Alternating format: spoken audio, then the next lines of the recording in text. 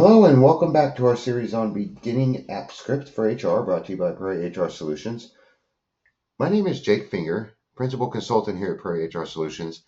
And in this video, I would like to go over how we can interact with our arrays in a different way. So up to this point, what we've been doing, we've gotten a single value from our sheet. And if you've watched my previous videos,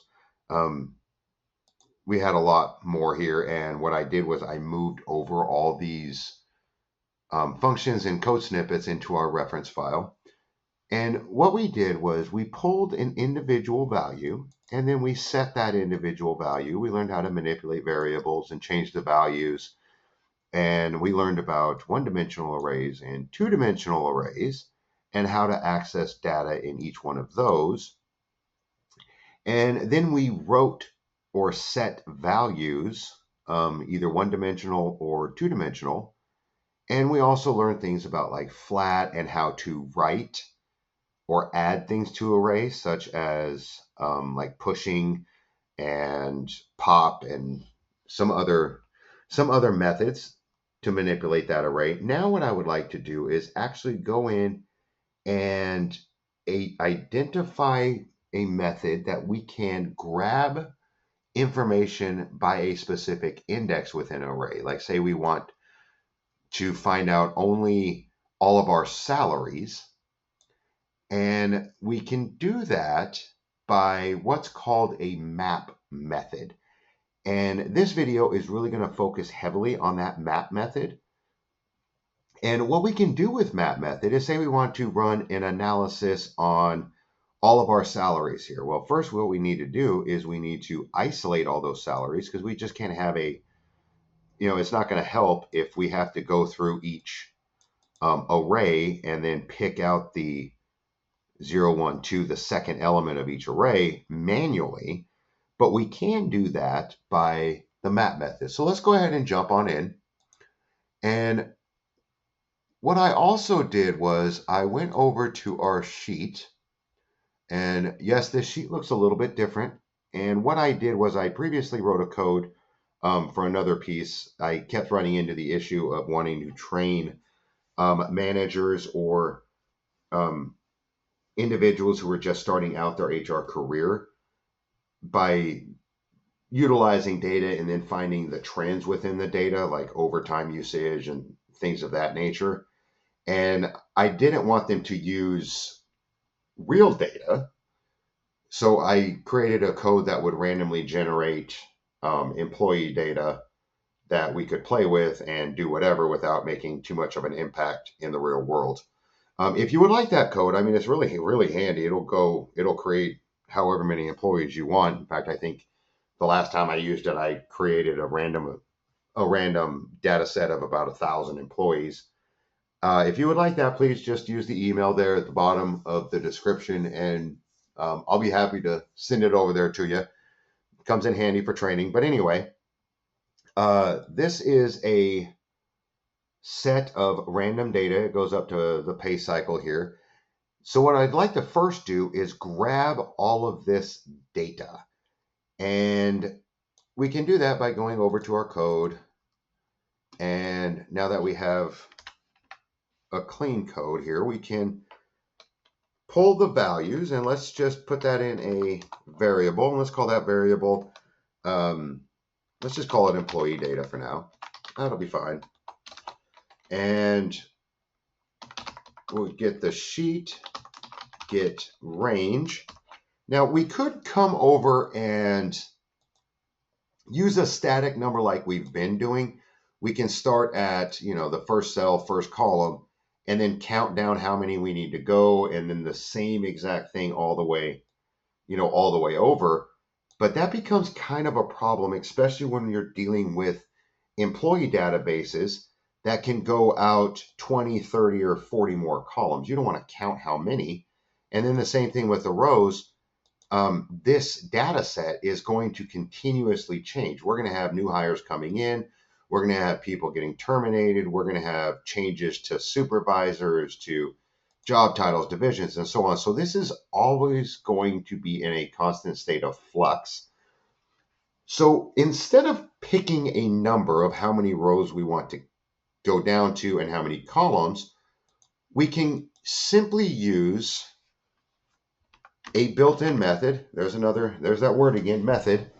And this method can go down to the very last row in our sheet. So what we can do is say, go to the sheet, and in that sheet, we want to get the last row.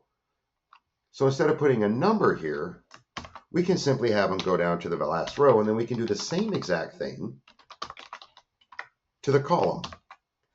And then what we can do is say, get the values. Now let's go ahead and log out this. And remember, this is a method. This get last column and get last row is a method, so we have to have the parentheses there. Let's log out this employee data. And let's see what we got here. So let's run this. And you'll see that it's pulling every piece of data in there. And it's going all the way up to that last row. Now you'll notice that since we started at row 1, column 1, it's also including our header. Now we don't necessarily need our header because really we're just interested in the data at this point. How we can adjust for that header is we can either come up here and start at row 2, and then we run that. And then you notice that we don't have a header anymore. It's straight data, but what happens is it's still going down the same number of rows. So what it's doing is it's picking up an extra row at the bottom. What we can simply do is to correct that is come over here to where we have how many rows we're going down and simply subtract 1. Now when we run it, it won't include the headers, and it also won't include that empty array that we have down here at the bottom. So good. So now we have our data, and if we were to add an employee at the bottom, like an append row, then this will automatically adjust for it and pick it up. So let's think of an example of what we would need to do. Say we have an all company email that needs to go out. Let's think of something positive, not like a security breach or something, but let's say we're sending an all employee email out from the CEO or the C-suite concerning the new fiscal year. So in order to do that, we would need to gather every single employee's email. Now, granted, we could go over to our spreadsheet and just copy that column over, or we could do it this way using map. And what map would do is it would go through every single array, every one-dimensional array, and then if we tell it to go over to the, let's see, 0, 1, 2, 3, 4, 5, 6, our emails are at the 6th index of every single array, and then pull those values out and create another array, we would also have it. And the great way of doing it with AppScript is once you have that in an array, you can do so many other things with it. With AppScript, you could auto-populate, auto-generate a letter, a personalized letter, and then also use the Gmail app through Google AppScript. You know how we have this spreadsheet app up here? You can use a Gmail app to automatically send out that email to where you're not manually having to do it or even blind copy someone. So that's the power of AppScript. So let's do that. Let's pull out every single employee's email address. And remember, that is at the 6th index. So what we can do is use the map method. Now, the map method is a method that can extract data from a array based on that index. And what it can also do is it can change data. And the way it does that is it contains a function within the map method itself. It's called a callback function. So let me show you what it is that I mean. Let's create a map method that will pull that employee email from every single row. So what we can do is we can select, well, actually, first let me show you the syntax. Let me do the map method syntax. And I'll put this in a comment so we'll always have it. So what a map method syntax looks like is we have the array here. And in our case, our array is our employee data. It's whatever variable the array is. And then it's dot map, and that is a method. So it's going to take the parentheses, as you see, and inside these parentheses, or inside this method, it's going to take a callback function. And you'll see it once we start building it out. And since this function is inside the method or the map method, it's not going to need a name because it only exists inside the map method that we're writing. But it is still a function, so it's going to need to take an argument in the form of parentheses, and it's going to need these curly brackets. So what we're going to pass through this is it can take up to 3 arguments. The first one is going to be the current value, what it is that you're trying to get. The second, if we really wanted to get in depth, is the index of the current element. And then we can also have the array indicated. But what's happening is we are giving it the array as well as the index inside this function. And you'll see exactly what I mean here in a second. So really the only thing that we're focusing on is this current value. So this is the syntax. And what we're going to do is we're going to return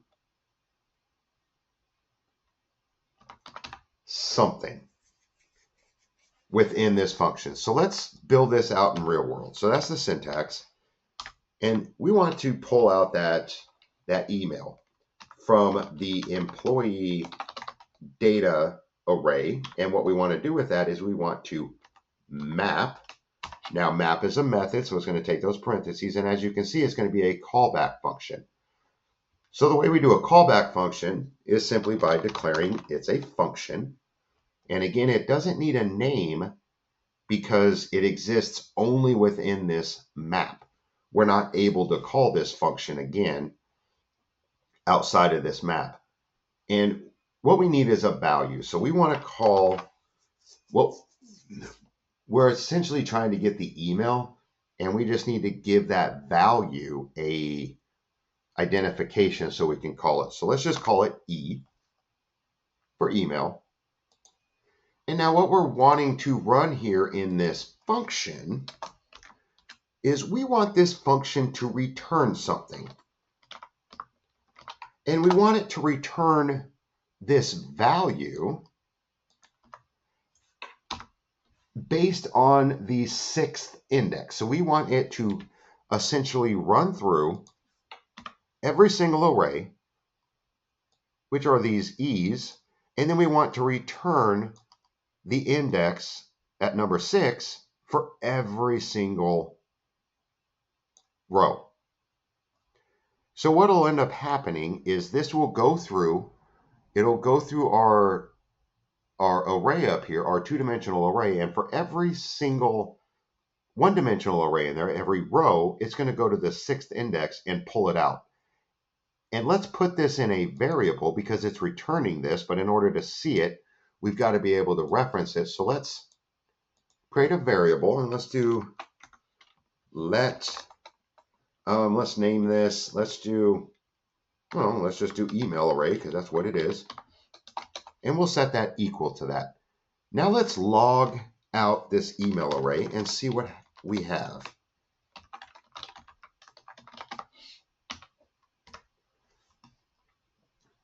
Okay, so there we have that. Let's go ahead and run this.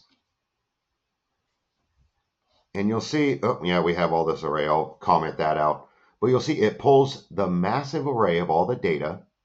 And then what it does is it goes through every single one-dimensional array and it pulls out the 6th index. And that 6th index is the email. So now we have a one-dimensional array of all the emails. And this is handy, not only pulling out the emails, but think of coming back here to our sheet. Say we want to update a record, or we just want to pull a record of by employee number, say number 8. What we could do is we could pull all of our employee numbers and then find number 8 and then write some logic around that to where if it is 8, then inside of that callback function, we can return this entire row of data. So we can pull an entire record for view by using this map method.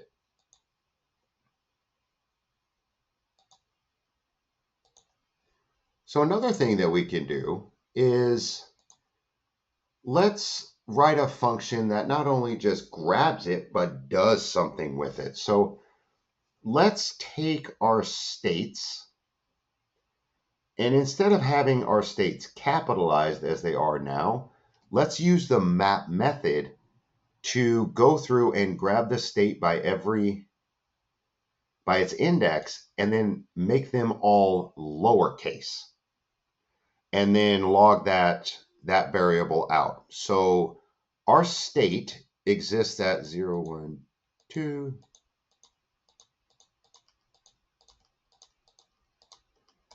at index number 13. So let's go back here and write that function. So we're logging out our email array. Now let's create another variable, and let's just say, let's call that variable state, which will be fine. And then what we want to do is we want to map the employee data, and we're going to do a callback function again. And this function is going to take the argument s for states. And now we need the squirrely lines. We'll create that. And what we're going to have to do is we are going to have to give a variable inside this. And let's just say that this is going to be s, and we said it was at 13. And what we're wanting to do is create that variable for a place for each cycle to go to. And what I mean by that is we're going to pull all the states, and then as we're going through these states, we need a place to place the ones that we are having set to lowercase, and then we can essentially return that. We can return that s after it's all done and going over and going through the array and making its changes. So to do that, we can just create this S13 just like we did up here. And what we're going to do is we are going to want that to be equal to S13 again. And what we're going to want to do to S13 is we are going to want to make it lowercase. So what we want to do is first make sure that it is to a string, and that is a method. And then once it's to a string, we want to make sure it is to lowercase. And as you can see, you can make it uppercase or lowercase. In our case, we're going to do it lowercase. Ooh, that's a mouthful. And then what we want our function to return is simply the value. It's simply s after we've run all of this line of instruction on it. So now let's run this, and we're going to have, initially we're going to log out all the employee data, and then we're going to return this email because we'll just leave that logger in there. Well, I guess we don't have to. Let's comment this one out so we can just see the employee data in all its glory, and then our new state array will log out. So we can see what happens when we use map method to change things. Okay, so now let's go ahead and run this. And you'll see that here in our states, we have the abbreviations are uppercase. And then when we run our map method, you'll notice that it went through that and did just what we asked it to do. Made it lowercase. So we can also do the same exact thing to our emails. Like, let's go back here, and instead of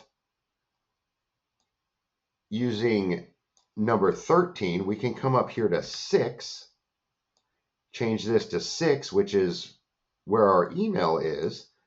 And then instead of uppercase, we can make it to, or lowercase, we can make it to uppercase. Now what will end up happening, and this doesn't matter because we're really just giving an idea or something that we can't see, a name, so we can reference it. So this can be anything we want, as long as we are staying consistent with it and then calling the appropriate variable. So when we run this, what's going to happen is it's going to go through that. It'll pull this entire array. And then this time what we'll do is we will see our email array. And then it's going to run this map, which is going to take index number 6, which is our emails, and then it's going to make them all uppercase, and then it's going to return our entire array. So let's run this and see what happens. As you can see, we have our full data set. It's not doing anything because we're running it from fresh. Our emails are lowercase, and then what we're doing is we're using map to pull out of we're pulling out of our emails into a new array, but then we're running another map on this employee data, and we're instructing it through that callback function to go through every index number 6, which is our emails, and capitalize it, make it all uppercase. And you can see that it's only doing that to our emails, which is what we want. And from here, what we could do is we could set the values. I mean, we could set, we can do a number of different things to it. So that's how we can use the map function or the map method to extract data from a two-dimensional array and create a new array, as we did with our emails, and how we can also use that callback function to go through and every instance at every index that we tell it to do something. Now, this doesn't necessarily mean that this has to be a string. We can do a number of things to it. We can find the value of it. We can do a different function. And then at every 6th element, we can create we can set the formatting of it or whatever. So there's a number of little things that we can do here. And the next video, what I'm going to do is, now that we have this massive array, we can actually search through that array, which will come in handy if we want to filter an array by, say, we want to find only the employees, or filter this entire array by only, say, the IT department. We want to just simply filter all this information and pull out only the IT individuals. So the next video, we will cover the filter method, which is similar to how the map method works. And I'll pull this out and put it in our reference as well. Now, if you're enjoying what we're doing and you're finding it useful, please hit that subscribe button. And until next time, please take care.